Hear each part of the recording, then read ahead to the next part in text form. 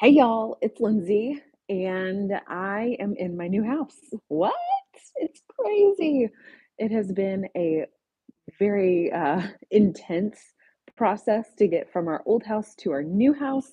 We've got our old house sorted out, situated, ready to do what we're going to do with that. And we are slowly but surely getting fully settled into the new house. It is a very bright, very sunny room that I'm sitting in right now, which I absolutely love. That was one of my favorite things about our old house was the fact that the living room was just like, I don't know, bathed in light in the afternoons when the sun was shining. So that is sort of mimicked here in this room that we're calling the sunroom. Sometimes I like to be pretentious and call it the conservatory since there are loads of plants in here and it's just a sitting room for us. Um, but yeah, we are getting settled in here, getting organized, getting situated with the way that I want my kitchen laid out. We've been just chipping away, box by box, piece by piece, getting all of our like the shop all loaded up with my husband's tools and implements and toys and all that mess. So it's been a lot of work, and I did not realize just how sore I would be after this particular move. I feel like I've got more bruises in unexpected places, namely in my hands. I was not anticipating that. Hello, Sherry. I'm glad that you popped on live here today. I you know, between my husband and I, we have moved I don't remember how many times, and we will have been married 16 years in August. It hasn't been 16 moves in 16 years or 15 moves in 16 years. I can't quite remember, but it's irrelevant. The point is that we've moved a lot. And I was joking with one of my friends that we should have started a moving company about 6 moves ago and really capitalized on that. But we, that's not the trajectory we have in life right now. But we definitely got the job done. We had loads of people who wanted to help us, but my husband and I, we work together like so well when it comes to the moving that just me and him and occasionally the girls. So we got things all managed, got everything situated, set up the way we wanted it, and it's just all the little tedious stuff. Um, I've also found myself in a mental state of preparedness to declutter more than we have in a long time. And that feels really good. Hattie asks, have you ever completely unpacked? No. And it's not because we haven't lived anywhere for a long period of time. We were in Wisconsin the longest. We were in that one house for 4 years. Was it 4 years? Not quite 4 years.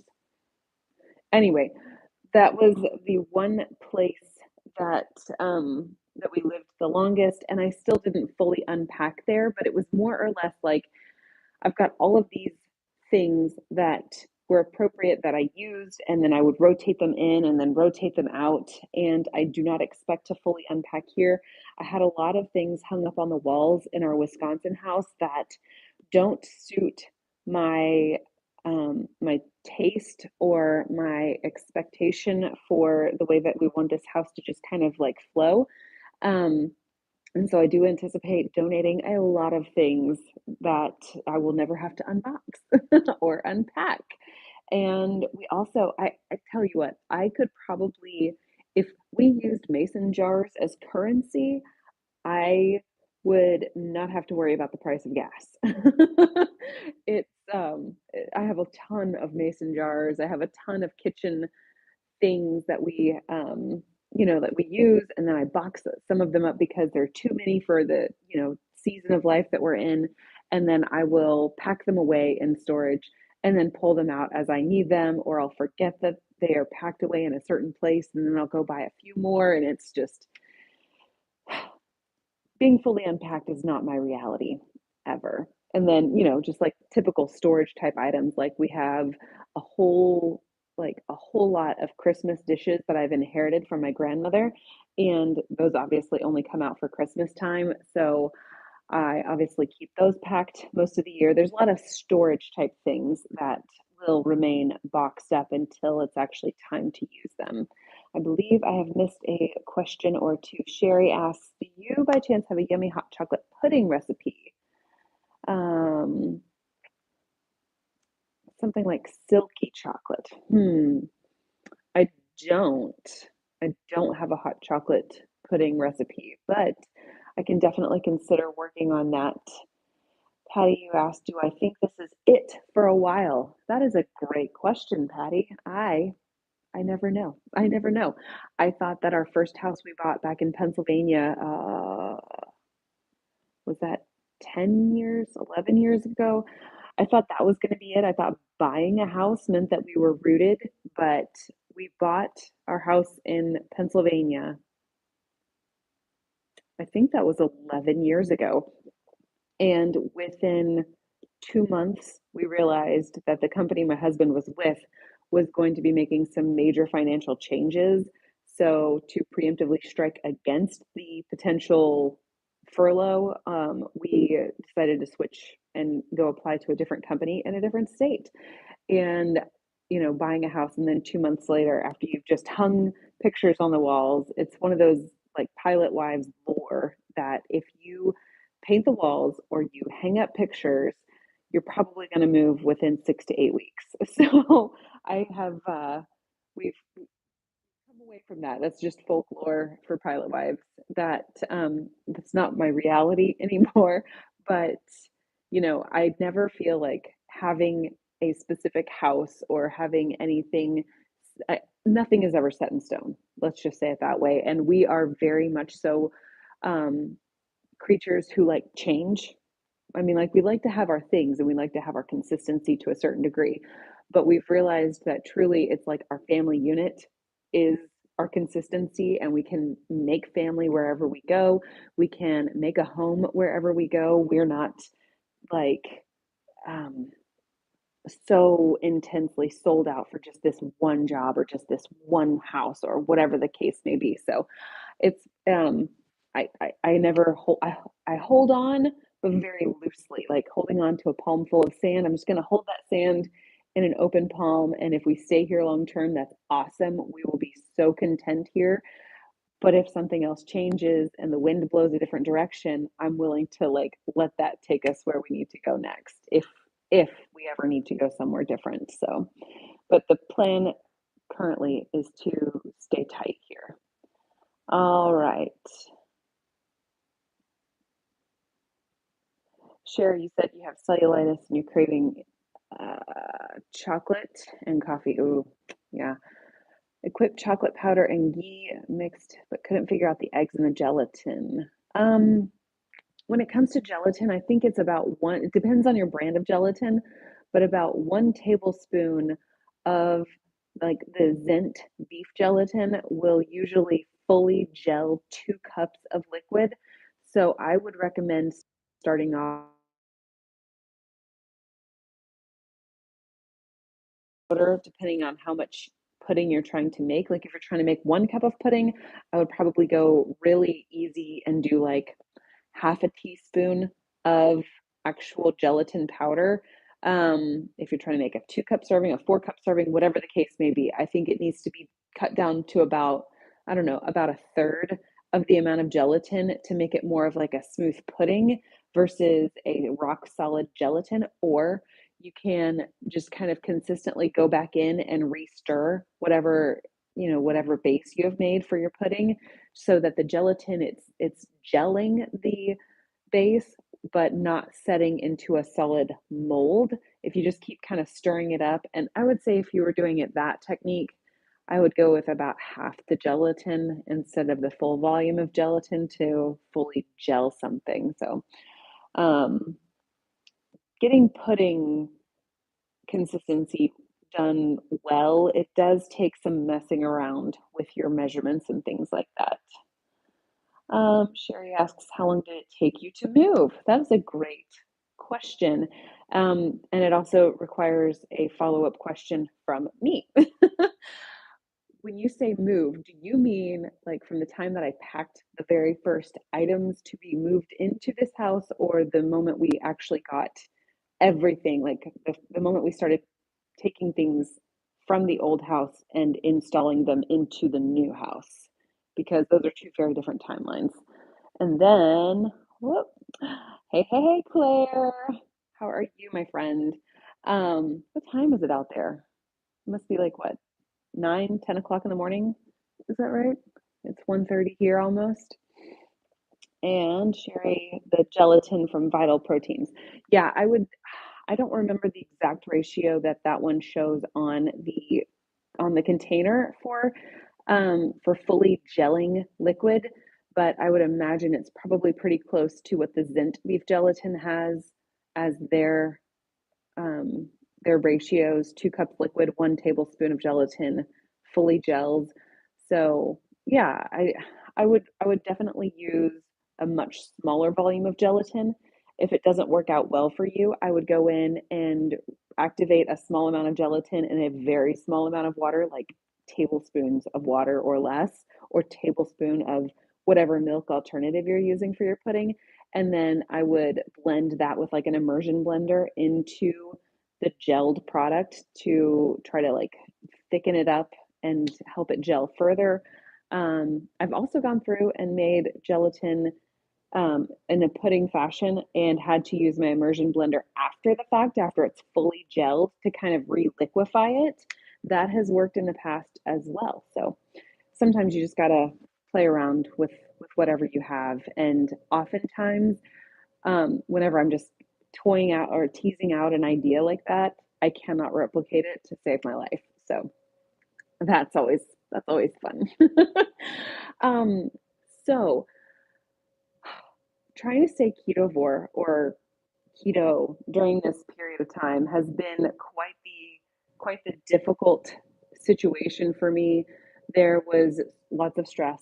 There was lots of just like physical exhaustion. Like when I say stress, it's not like the emotional stress type things. It's more like the physical exertion of my body having used all of the energy and then having so much of our stuff packed away, having to try to pull together some sort of food substances that we could eat, because I'm not real big on eating out. I know tons of people are. I strongly dislike ordering food out, whether it is going and sitting down at a restaurant or ordering takeout or what have you. We have a place that we really love, their wings. Um, so those are good. I just don't do that very often. And mostly it's because I find it to be so much simpler for me to just scrounge around in the kitchen, put something together, even if it's not cohesive, versus having to make a decision. Okay, what restaurant do we want to go to? What are we going to order at that restaurant? How much is this going to cost? How much is this going to take us in time? The amount of time it takes for us to just like drive into town, turn around, find the food, bring it back. I'm just not. It's way more effort, in my opinion, than just staying at home and scrounging through the pantry, right? Well, during this whole process, scrounging through the pantry meant scrounging through a pile of boxes. Um, and I kind of limited myself with going to get groceries because I didn't know we were in the process of transmitting or transporting, rather, words are hard, food from the old fridge to here in the new fridge, but still trying to eat, still trying to keep kids fed, doing all of that jazz. So it was really difficult to stay dairy free. So I just didn't. It was really difficult to not succumb to the pecans and pepper jack cheese and slap some pepperoni in there. And we've got a triple P snack all the time. Um, and I was not able to sit down and focus on getting solid meals every single time that it was time to eat. It was more like, oh, I can do a flyby in the kitchen, grab a cheese stick, grab a handful of pecans, and then I can go on to the next box. And then I can go on to the next box and the next box. And I did have some of Carnivore's Angels Hawaiian sweet rolls that were PSMF friendly, but I would also like I was splitting halfway between 2 different houses, so air fryer was over here with the rolls, but if we were packing up the old house, pecans and cheese were available over there, so it was kind of like just trying to survive and stay keto. Now I did have the moment where I broke down and I probably had 6 servings of, um, raisins, like good old Sun-Maid raisins that were just like calling my name. I don't know if I was lacking in iron or what, but I sat there and I housed a cup and a half of those bad boys. And it was one of those things where after the fact, I just like, I felt super jittery from like the amount of sugar that gave me. But it was one of those, well, here we are. We're going to move forward with our lives. The next thing I'm going to eat is probably going to be cheese and pecans. So it was a little bit stressful in that respect, trying to stay on top of things and keep moving forward. But now that we're kind of like back to the place where I'm happily cooking away in this kitchen of mine, I'm finding my rhythm again. And I need to find my recipes that I don't have put on my website right now that are all written in my recipe binder that I've got. I need to find those so that I can continue on. My husband, he really likes the Trim Healthy Mama can do cereal. I don't make it their way, like everything in my life. I don't do everything according. My husband and I are very different when it comes to the kitchen. I am like you cook with your heart, you cook with your feels, you don't measure. You never measure vanilla. You never there's certain things you just don't measure. You measure them with your heart. And he is very much so like you must follow the recipe to the letter. And um, he'll say, "Wow, this thing you made is amazing. Recreate it." I'm like, I can't do that unless I'm in recipe development mode. I really can't. I can't do much more than say, "Well, it's about this or it's about that."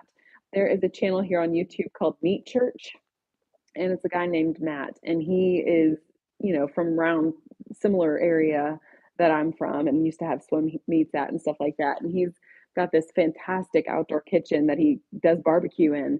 And he said something in a recent video about how he cooks the way his granny cooked, which was you never measure anything. You just sort of throw some of this and throw some of that. And, sometimes it doesn't taste good, but sometimes it does. So I was like, see, it's not abnormal to just cook based on your gut. That's all I'm saying. I think I missed a few comments here. My creamy recipe, Sherry, your creamy recipe is so yummy. It's good to keep your eggs raw. I know some are against it for real raw eggs in the creamy too. I would definitely be willing to use the raw eggs in the creamy if I had local pasture eggs. But right now, I'm still trying to get the lay. We're in a different part of town, and so trying to get the lay of it and get hold of quality farm fresh eggs, I would be absolutely willing to go that path. But whenever I'm doing store bought eggs, I'm gonna cook them first. And okay, caught up. So I lost I lost my trains of thought. Goodness. First thing we got set up over here was actually the coffee maker. And my husband said to me, are you sure you want to take the coffee pot? Are you sure? Are we sleeping at the new house tonight? Are we not sleeping at the new house? Like, what do we got going on? And I was like, wherever the coffee maker is, that's where we're sleeping. But so we have been in this house now for a few days, about a week now, I guess. And yeah, it's working out pretty nicely. It has been gorgeous here. It was like really hot and humid for a little bit while we were moving, and we were dealing with a lot of rainstorms and things like that. So we would go and move the big furniture for, 20 minutes or so and then have to wait until the rain passed and then go back to moving furniture and stuff. But overall, we're really glad to be over here in this new house.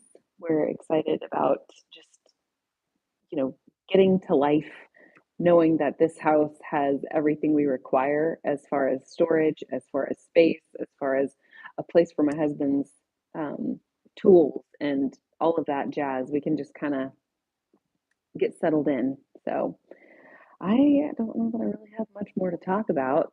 Um, the physical soreness has been pretty awesome. Like I said, I've gotten some weird bruising in like the squishy pad parts of my hands that I was not expecting. I've never had that happen to me in the past.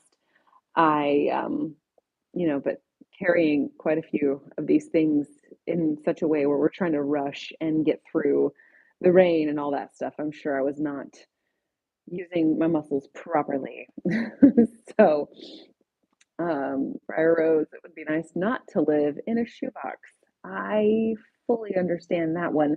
We lived in Wyoming for a year and a half or so, and the first place we rented out there, it was a single wide trailer, and think I think it was like not quite 500 square feet, if I'm right. I could be wrong on that, but it was extremely small. It was that was an adventure. Fortunately, we only had one kid at the time, so it was still feasible. But we were pregnant with the second one, and we found a different solution after that. We found a house to rent in town at that point, but living in a tiny little confined space with a family. I mean, we're only five people, two parents, three children. It's not a big family by any means, but everybody has their own hobbies, their own interests, and we're trying to not squash all of that. So having a little bit of elbow room really, really comes in clutch. But um, I don't know what this summer is going to hold for us as far as what we're doing. And yeah, I don't know what my content is going to look like. I don't really know what all my viewers here want to see.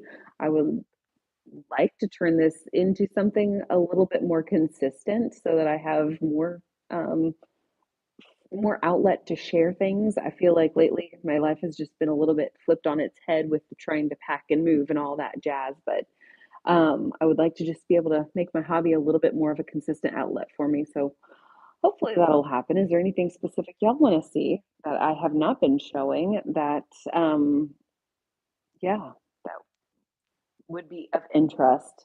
Briar Rose, your house is 600 something square feet and six people, big dog, cat, kitten, no garage, full unfinished basement. That is a lot. Oh, no garage.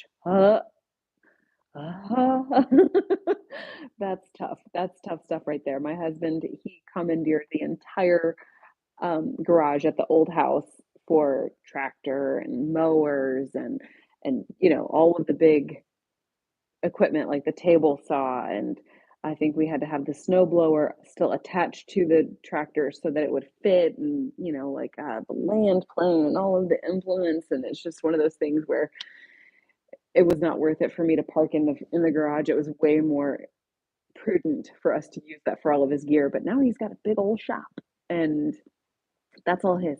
He can have it all. The only thing I request, um, hopefully, is my one little spot in the attached garage here for my car. Honey Bear, the girl, how did the children like the new house? They are loving it. They're absolutely loving having more space. The house we were in back at Wisconsin was a two-story house plus a full basement that was not finished. It was like semi-finished, but they loved having stairs to run up and down and play up and down. They loved having, sort of some separation, more or less. And I loved having some separation, more or less, giving them a little bit of room. We had a playroom in the basement. Um, the Wisconsin house was really well set up and well suited to the way that our life was. And the house that we were in first over here, the one that y'all have seen so many of my videos in, that one, um, it's a great house. It was perfect for what we needed. It was nothing more than what we needed.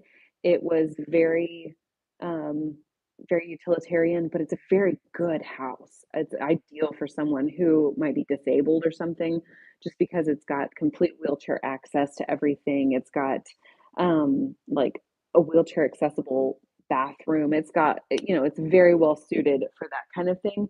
Um, but as far as storage space for us as a family, it was not sufficient, like especially climate controlled type storage. You don't want to keep your paint out in a unclimate controlled garage where it can, freezing and getting all hot and gross. There's just certain things you don't want to store not in a climate controlled place. So this this house definitely accommodates that a lot better. Um, and I'm excited to see what happens to that old house, the other house, as far as like what what direction it goes. The whole street that we were on seems to be like everybody's thinking like, I should probably sell. So it'll be interesting.